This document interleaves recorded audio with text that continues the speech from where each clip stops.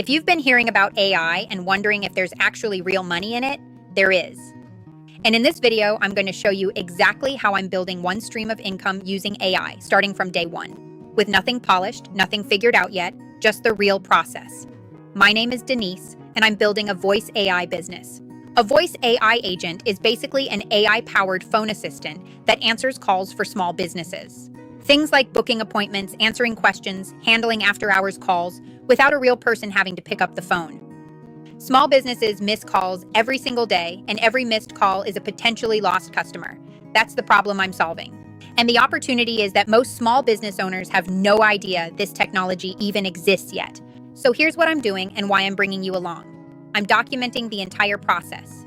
How I build these agents, how I find clients, what works, what doesn't, no fluff, no fake screenshots, just the real build.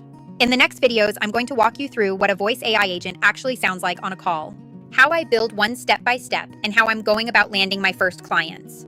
So if you want to follow along and build with me, hit subscribe and turn on notifications so you don't miss a step.